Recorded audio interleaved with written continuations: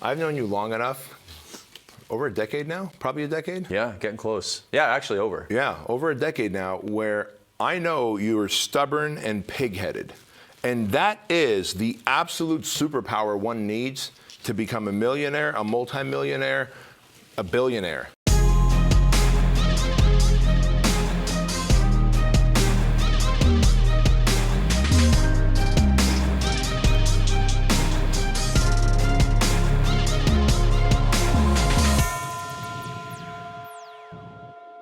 Hey everyone, let's go back in time for this episode of the Empire Podcast. Bedros, think back to when you were a bouncer at the gay bar or when you worked at Disneyland. Imagine I said to you, hey, would you like to make $114 an hour? Wow, I would say yes. Yeah, okay. So how much money do you think you would make in a year if you made $114 an hour? I'm guessing by the title of this video, it's probably going to be $1 million a year. It is not. Okay, so here's a little math, little math shtick for you. So if somebody came to you and said, I make $20 an hour, yeah, you can immediately double it and times it by 1,000 to get their annual salary. Okay. Because they work about 40 hours a week, 50 hours, or 50 weeks in a year, it's 2,000 hours. So I asked this question recently at my mastermind. I said, do you think you'd be a millionaire if you were making $114 an hour? And $114 an hour to me, when I was 22 years old, is a lot of money. You'd only make $228,000 an hour. But the reason why I ask you about $114 is because if you worked every single hour of the year, you would make $1 million at $114 an hour. Wow. Not every single working hour, not every single waking hour, but every single one of the 8,650 hours that there are in a year. Wow. The lesson here is that's how hard it is to trade time for money in order to become a millionaire. That's powerful. Yeah, I mean, that is millionaire math, and that's what we want to talk about on this show, for this episode of the Empire Podcast, is millionaire math. That is powerful. So, did you ever get into business with the idea of becoming a millionaire? I mean, I don't think it was the reason I got into business. I mean, technically I was unemployable, and I wanted to be my own boss and that sort of thing. And I wanted to make a bunch of money. I probably wanted to make more than $1 million. I don't think it was just set on one. Why? Is that what got you going? Well, no, because when I think back, that's exactly it. I was unemployable. I didn't want to have a boss. I wanted to make my own schedule, and I thought I could do things better in solving a particular problem. Yeah. Which is why I became an entrepreneur. And I think one place to start, as far as how to become a millionaire is maybe put the focus on solving problems and serving people, and then you'll get to the millions. Yeah. Right. So I want you to tell me when you became a millionaire, and I'll tell you because I think there's going to be one thing in common. So when did you become a millionaire? So how do we define a millionaire? As having made $1 million in a year, or having $1 million having in the bank $1 million account? net worth? Oh man, not that long ago. Probably 7 years, 8 years. No, probably 9 years ago. Okay. Yeah. Yeah. Because between the house that we own, and maybe my income, assets, I'd say it was probably about $1 million. Okay. I remember when it happened to me. It was probably around that time too. Yeah. And it was because I sold one of my side businesses. And that's, for most people, selling something big is going to be how they get to become a millionaire. Like, selling one of their businesses is, they might just be making $100 grand, $200 grand a year, and it's when they sell something that catapults them up. Now, there's a whole bunch of ways for somebody to make $1 million in revenue, though, and we could talk about selling 5,000 products at $200 or 50,000 at $20 or whatever it is, or recurring revenue, all the stuff that you had for Fit Pro newsletter. Yep. There's a lot of ways to make that $1 million in revenue.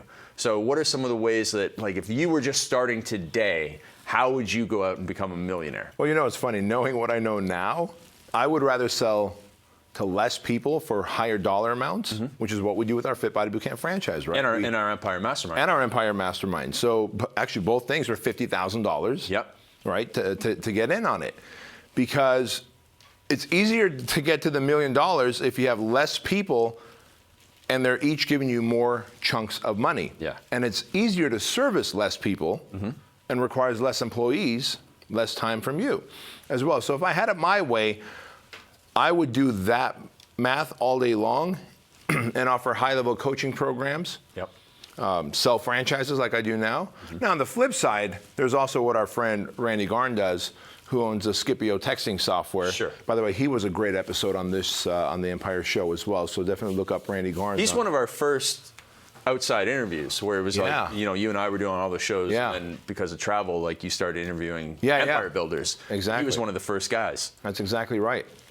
And you know, he's got software where he charges people $99 a month. Yep. But he's got something like over 8,500 people on board with Scipio. Yep. So that's a multiple seven-figure generating product. Right. Yeah, I mean, when you look at all the ways that you can actually make seven figures in revenue, it's nuts. Yeah, it's crazy. Product launches like Joel Marion. You know, he went from not selling a single thing online to selling $300,000 worth of product in 3 days through a product launch. Yeah. And then eventually having the first $1 million plus ebook launch in the fitness space. And so, you know, there's a whole bunch of ways to do it, but there's a lot of commonalities. And I think that's kind of what we really need to focus on. And one that you've already kind of hit on is solve big problems. We've talked about this on many, many episodes, and for the people out there, like, what does that mean? We solve a big problem or solve bigger problems. Good question. So I'm gonna give you this example. So my father-in-law is a Harvard grad, MD, and in Seattle he owns a medical practice. He's a doctor. He's got a little office. You come and he's your general practitioner. Yeah. As a general practitioner, he makes about $130,000 a year. Take home for himself, right? Because, you know, he's got front office employees, a nurse, etc. His take home is that. His friend is a thoracic surgeon. His friend went to Harvard as well at the same time. But his friend is not a general practitioner. He's a specialist, a thoracic specialist. His friend's take home is $520,000 a year. Now, my father-in-law, they're both great doctors, and the friend, one is a general practitioner. My father-in-law might stitch up a cut that you got, or he might be able to diagnose diabetes, right? Solving smaller problems. The thoracic surgeon, he's working on your heart and lungs, solving big problems. You solve the bigger problems that are more sophisticated, you can command more money. Now, the fact is, even though we said, hey, look, you come out the gate, I'd come out the gate if I could do it all over again and charge $50,000 a year like we do for the Empire Mastermind. But Bedros 1.0 back then didn't have the knowledge, the credibility, the influence to charge that. In fact, back in 2007, 8, 9, I was charging $5,000 for a year of phone coaching. Like now, I wouldn't even get on the phone with you unless you're talking about 15, 20 grand for like half an hour, because an hour is just too long for anyone's time. Right. You know, and so, sure, you want to sell $50,000, $60,000, $100,000 coaching programs if you can solve those bigger, more sophisticated problems. However, if you don't have the street credibility, because you don't have the track record, you don't have the 20 people that you can march up on stage or put in front of the audience and go, look, I've helped all of them become millionaires, or all of them find Mrs. Right in their life, or whatever, you're not going to be able to charge that kind of money. But the bottom line is, you got to do the math and then go in reverse. So do I want to have one really awesome client who pays me $1 million a year? Maybe. Maybe. Or do I want two who pay me $500,000, or four who pay me $250,000? And as you do the math in reverse, you go, okay, that I could do. Whatever the number, what was it? You said 5,000 people paying how much? $200 a month. Like everyone $200 once times 5,000. There you go. $1 million. Find a product that you can sell for $200. Everyone watching this does not need a high, like 10 years of credibility, expert status, influence to be able to sell a thing one time for $200. Figure out what problem you're good at solving, and sell that thing for $200 to 5,000 people in the next 12 months, and watch what it feels like to have generated $1 million. Yeah, so one of our Empire Mastermind guys, Robbie Blanchard, and former Mastermind client from our info business, you know, he went and he had to go and build a valuable skill. He learned Facebook ads. So he was doing the little stuff, and now he's become so good, he charges $5,500 a month to do your Facebook ads. Plus, he's also the #1 affiliate on ClickBank. That solved a huge problem for so many people because they couldn't sell their products enough, and he came along as a great Facebook ads buyer and bought all the traffic and sold more of people's products, solving a huge, huge problem. So that's another way to generate millions and millions of dollars.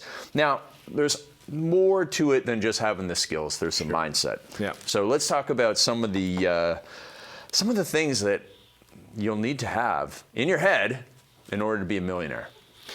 I'll say this about you.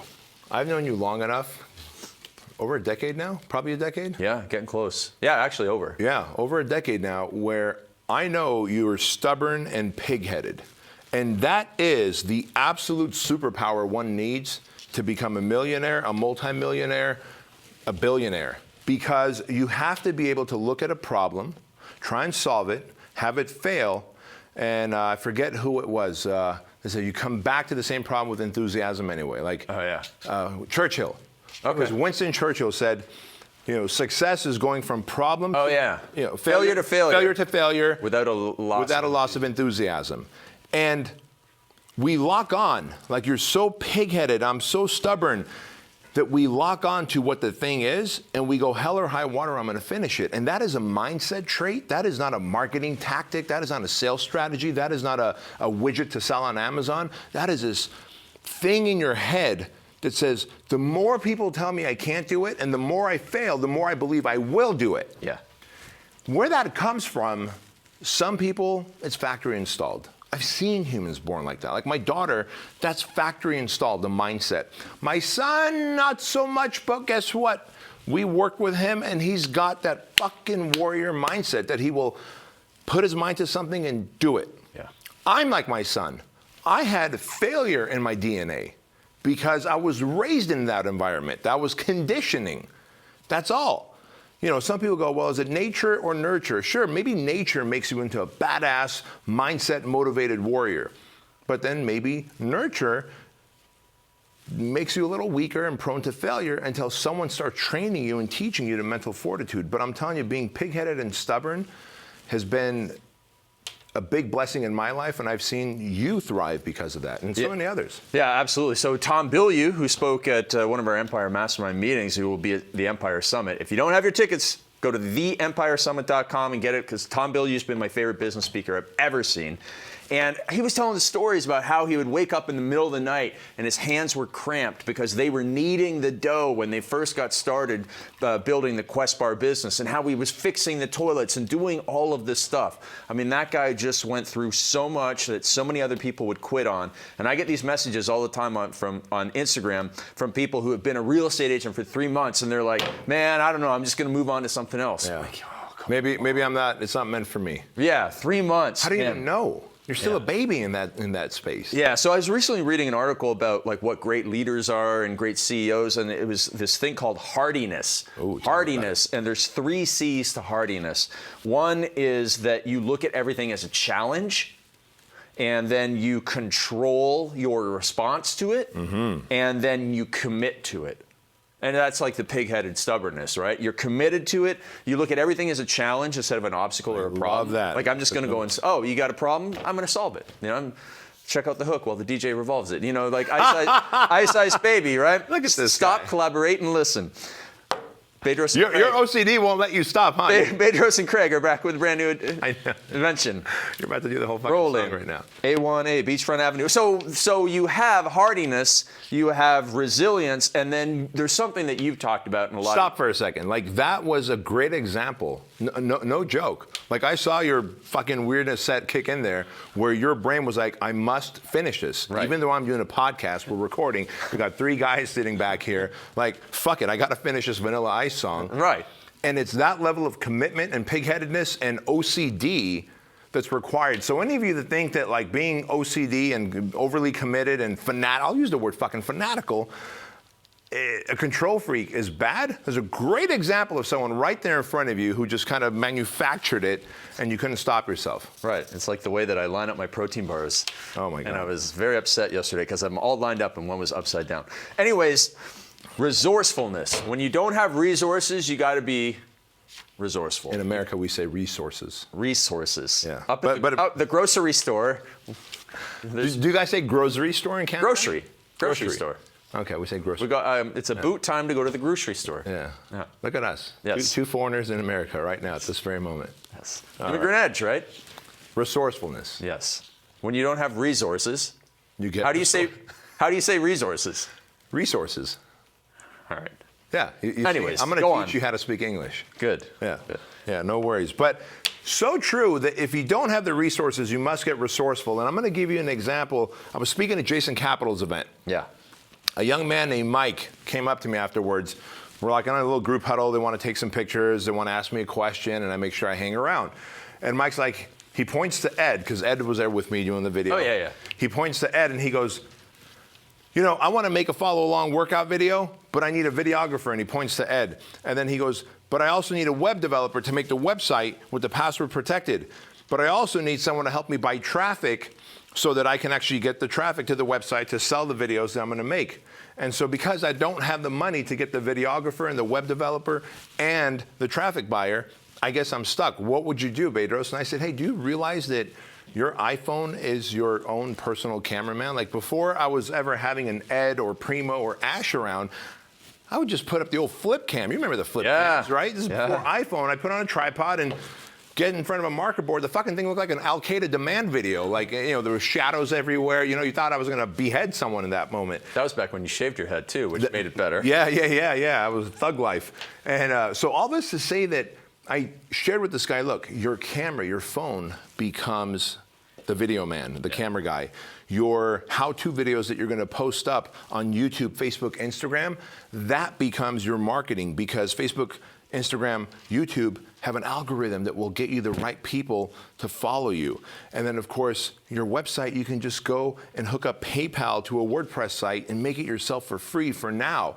I said, you see how all the resources are there in front of you? And he goes, oh, yeah, I get it. Like he had that aha moment. Oh, good. And it was so powerful to see that, but so many people just go, well, I don't have the experts or the information, and therefore I must quit. How much money do I need to start a business? None. None. Zero. None. I sold my first program on the internet January 28, 2001. It was a Word document with no pictures in it, and I sold it through PayPal. Lovely. Like, and that's, I think it's because I'm super impatient. Like, why would I wait for any of that stuff? Again. So, yeah, man, you just gotta be resourceful and You're a good American. when you don't have resources and become successful. Hey, if anyone works for the government and you're watching this or you're listening to this episode, is there any way to make Craig a citizen of the United States and revoke his citizenship to Canada? That would be the biggest practical joke on the planet, where you come into Southern California to film one of these episodes, but then you can't fucking leave because now you're an American citizen and they don't want you in Canada. I don't know if they want me in Canada now. That's so, true. so all right. So I'm going to pull that practical joke off. So we've got, there's, I think there was an interview that you did with Dean Graziosi, or maybe it's just an article that he did, but he had this really great line. He said, the longer you wait, the further behind you are. You've got to start now, especially in this day and age where it's like, man, you got 18-year-old kids becoming millionaires because they went and sold that $200 course with 5,000 times, and they're just making money because they're moving faster than people who go to college and they're like, oh, I got to be slow about this and all the red tape and stuff like that. And you got to move faster. I think that is something like you went and built all the gyms when you were younger and sold those, and then you just you started Fit Body Boot Camp, and it sure ain't the same Fit Body Boot Camp now as it was 10 years ago. You just figure it out as you go. Like again, you just said you sold your first fitness program on a Word doc with no pictures through PayPal. Like today, you've got some of the most sophisticated websites and videos and password protected and follow along programs and continuity. But could you imagine if you waited? Dude, here's a lesson that we got to share with our audience, is that time kills opportunity and enthusiasm. Yeah.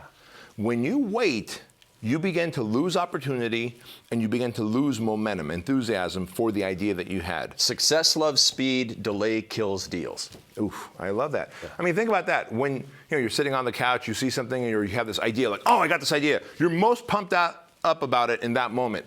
Every minute that passes, that's like the barometer goes lower and lower and lower on opportunity and enthusiasm. And here's an example of that. Yeah. Whenever I think of a really good idea for an Instagram video or a social media video, and I don't make it right away, 10 minutes later, 15 minutes later, 2 hours later, I try and do it, and it's terrible. Like, it's got to be done in the as moment, fast as possible. Absolutely, 100%. Yeah. You know, recently you ranted on the guru cons, the money-making guru cons on Instagram. Yeah.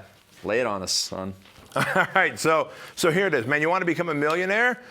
You want to hire coaches. Why? Because you want a time collapse, right? Like, you want someone who's been where you are and is where you want to go. Yeah, been there, done that. Achieve what you want to achieve. The problem today with social media is everyone can hit that little down arrow that says, well, I'm an entrepreneur, or I'm an expert, or I'm a public figure. But then you look at their following, and then you look at their track record. There is no track record, and their following is like 19 people. And so there's so many false gurus who don't necessarily know how to help you grow a business, take your idea to market, but they're good at marketing themselves as a guru and an expert. So you've got to use caution and do what Ronald Reagan said. Trust, but verify. So if Bedros and Craig are like, hey, man, you ought to join the Empire Mastermind because we got people like Vince Del Monte in there. We got like Navy SEALs and NFL playing Super Bowl champions like Steve Weatherford. Yep. Right? These are like some of the top entrepreneurs of the planet. You still want to trust but verify. You might want to say, look, before I pay the $50,000 or fill out the application and pay the $50,000, can I talk to a few of these people? Yeah. Can I see what their results and their experience has been with you?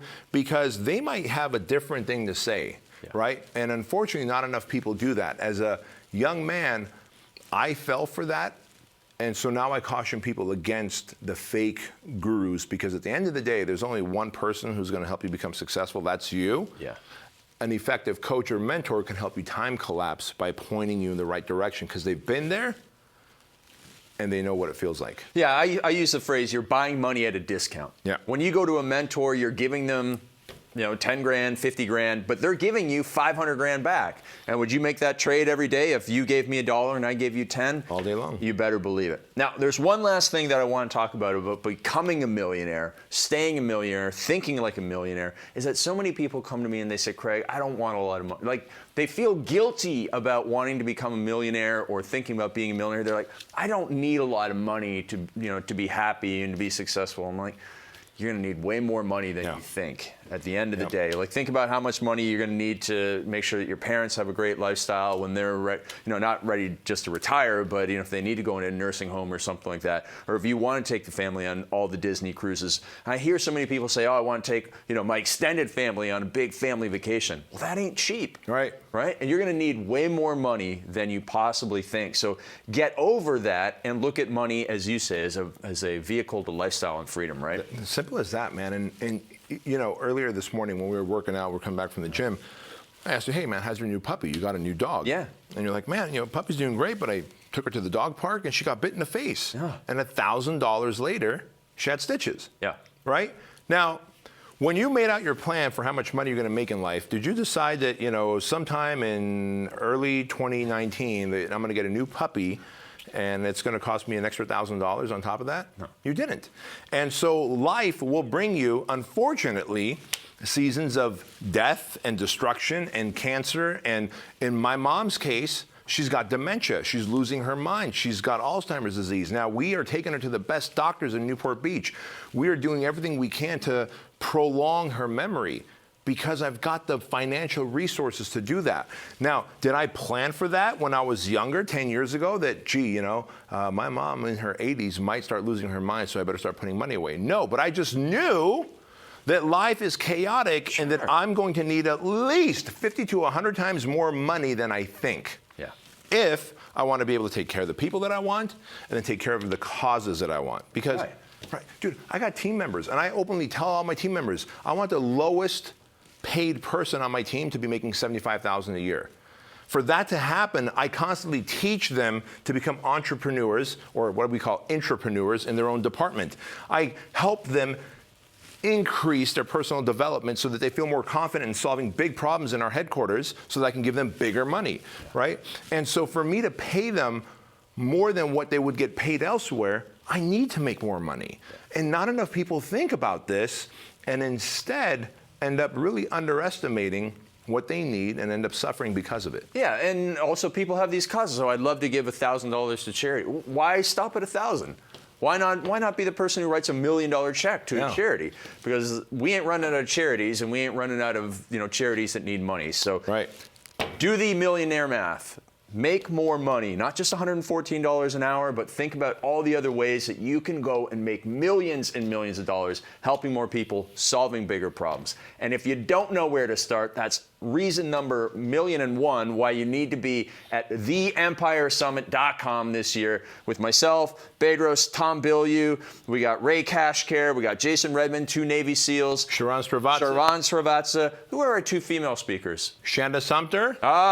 25 million a year, teaching women how to take their vision and ideas and turn it into a business. And she's going to teach the exact strategy that she's helped women turn into millionaires, which is running a successful and profitable online summit, which is her superpower. Absolutely. And then we've got Michelle Bauer, who's amazing at this as well. She has 2 gyms in Pennsylvania. And spends all her time with her family because her gyms are running on autopilot and she's making 7 figures. Wow. And she's able to do that. Well, she's been a coaching client for many years, but she's going to share the 7 pillars that she's built her business model on that allows her to have that much freedom and time. Absolutely amazing. Plus, I'm going to do a pre-day summit for our VIP attendees on social media millions. So make sure you're there, theempiresummit.com. B, anything else you want to say to our aspiring millionaires? Well, I'll tell you what, folks, you know this, the more sophisticated and bigger the problem that you solve, the more money you're going to make in life. So do yourself a favor, go out and solve more problems instead of looking for more followers that are fake. And be sure to leave a comment, reviews, share this episode, and we always appreciate you watching and listening. Take care. Hey, thanks so much for being here for today's Empire Podcast Show. We would love for you to do a quick little favor for us. Just go to iTunes and give us a 5-star rating, leave a comment, share it with your friends. And if you're interested in growing your business faster, go to bedroskeuilian.com/empire, fill out the application to see if you're a good fit for our Empire Mastermind group.